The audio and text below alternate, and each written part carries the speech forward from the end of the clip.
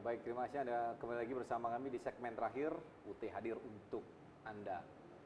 Masa pandemi seperti ini, ada beberapa kebijakan dari pemerintah termasuk diantaranya social distance yang terus diberlakukan, pemakaian masker, tidak adanya terjadinya perkumpulan, mungkin mahasiswa termasuk ya kalau di dalam kelas begitu ya. Ini mesti ada kebijakan ataupun juga inovasi-inovasi yang harus dihadirkan agar suasana pandemi seperti ini memang harus dihadapi dengan apa yang menjadi ketentuan dari pemerintah begitu Bu. Nah, bagaimana dengan universitas terbuka sejauh ini? Meskipun sudah kita kenal dengan pembelajaran daring jarak jauh dengan jaringan, ini sudah menjadi makanan harian. Betul. Memang menjadi keunikan tersendiri dari UT itu sendiri. Namun lebih dari itu mungkin di suasana yang seperti ini, khususnya bagi mahasiswa UT itu sendiri Bu, apakah ada perbedaan tersendiri atau sejauh ini? Ya. Kalau dari perkuliahannya tidak ya, ada. karena kita perkuliahan tatap muka itu tidak banyak.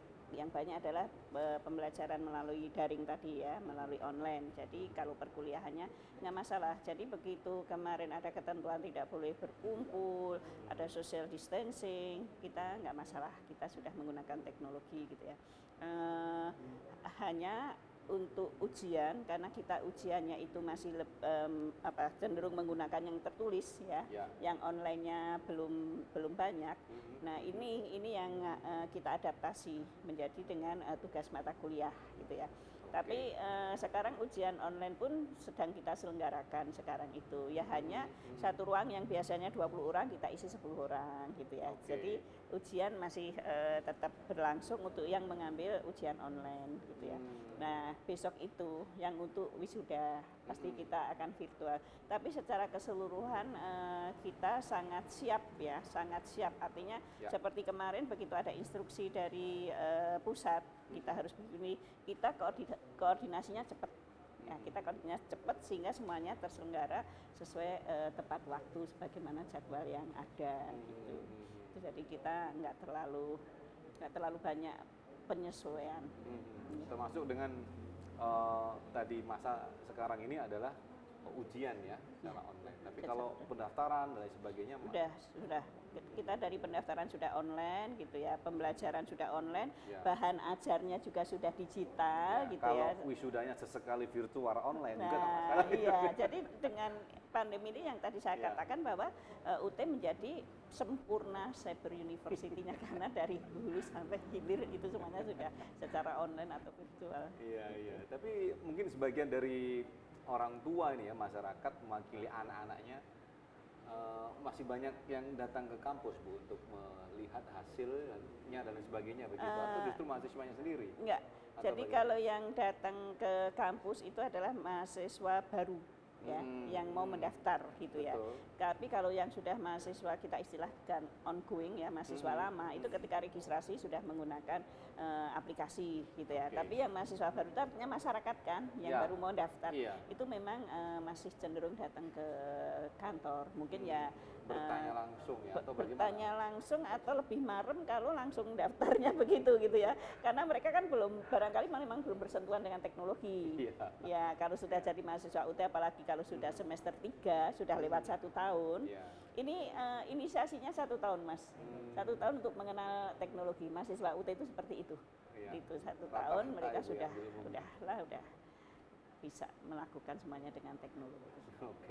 Jadi ada penyesuaian waktu begitu untuk mengenal teknologi itu sendiri, karena memang menjadi andalan bagi universitas terbuka untuk menyelenggarakan pembelajaran itu sendiri. Ada fleksibilitas di sana yang ingin ditawarkan gitu ya, termasuk ini mahasiswa Bu ya. Tadi kita sudah menyinggung universitas terbuka sendiri atau mahasiswa UT itu. Lantas mungkin Ibu Zulia, saya mohonkan juga beberapa perhatian khusus lah, apa yang mungkin harus dilakukan sebagai mahasiswa secara umum di suasana pandemi yang seperti ini, biar proses pembelajarannya sukses dan nantinya dapat ilmu yang berguna. Betul. Sebenarnya kan kalau kita baca berita tentang pandemi kita sendiri bingung ya. Ini tuh mau berakhir kapan sih gitu ya. Ada kemarin itu prediksi September sudah turun. Sekarang malah katanya prediksinya September sedang puncak-puncaknya.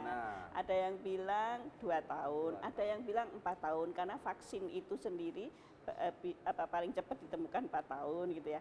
Jadi ini yang mana? Tapi bukan itu masalahnya.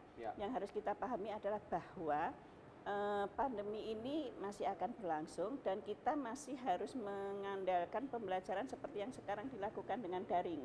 Ya. Nah, ini yang kita harus mulai siap-siap, baik institusi pendidikannya beserta elemennya, artinya dosennya, penyelenggaranya, itu semua harus menyiapkan untuk ini. Nah, dan ini bukan hanya pada masa pandemi saja, setelahnya ya terus saja gitu loh. Setelah pandemi ya jangan ditinggal lagi, jangan ke konvensional lagi, karena memang tuntutannya ke sana. Nah, mahasiswa juga harus tahu itu. Mahasiswa harus siap itu. Kalau mahasiswa UT ya itu sudah tadi saya jelaskan sudah terbiasa dengan itu. Nah, untuk masyarakat yang cenderung tatap muka harus mulai berani mengenal dan menggunakan teknologi. Karena tidak semuanya berani. Tadi saya katakan bahwa kalau mahasiswa baru cenderung masih ke kantor untuk daftar, ya. Tapi kalau mahasiswa yang sudah lama mereka pakai aplikasi, ya. Jadi mahasiswa itu harus mulai berani loh bersentuhan dengan teknologi. Satu, kedua, mahasiswa itu harus mulai mandiri. Di UT itu kalau mahasiswa tidak mandiri hasilnya tidak akan maksimal. Mandiri itu seperti apa? Toh ini kan distance kita semuanya ya, social distance. Mau gimana. Nah, mahasiswa mandiri itu harus punya inisiatif dia itu dalam pembelajarannya, kemudian menggunakan semua sumber daya yang ada di sekelilingnya untuk mendukung dia belajar. Sekarang itu yang namanya materi perkuliahan bisa kita temukan banyak di Google, ya kan? Di internet banyak sekali. Kita nggak akan kesulitan lagi gitu ya. Nah itu harus secara mandiri harus mau, ya. Harus mulai ada inisiatif untuk belajar sendiri, nggak lagi terus dengan dosen dan sebagainya. Ya, itu yang harus dilakukan. Juga kemudian keberanian untuk berkomunikasi, ya. Tampil ya dengan perkuliahan seperti kemarin menggunakan seminar webinar itu kan ya, yang biasanya di kelas diem gitu, itu karena nggak kelihatan Mas, jadi berani ngomong gitu ya, berani ngomong ya. Nah kemudian juga tugas-tugas secara tertulis itu kan tetap ada ya, bukan berarti kalau jarak jauh nggak ada tugas tertulis itu selalu ada. Nah ini juga mahasiswa harus semakin belajar untuk menuangkan pemikirannya ke dalam tulisan, ya, ke dalam tulisan, karena tadi itu loh, semua materi sudah ada, semua sumber belajar itu ada di sekelilingnya yang bisa dia gunakan gitu ya.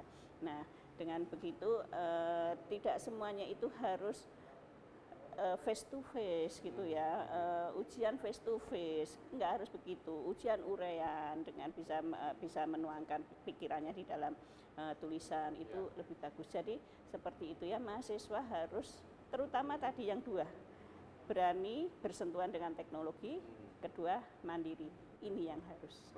Ya.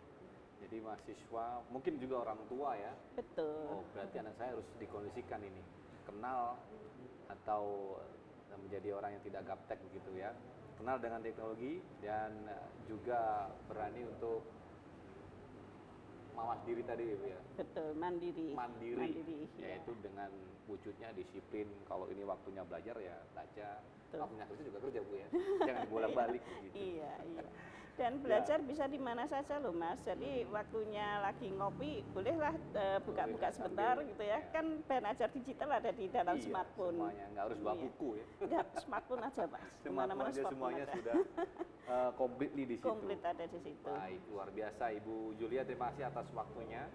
Tidak terasa ini kita harus mengakhiri kebersamaan di malam hari ini, mungkin akan disambung di lain waktu.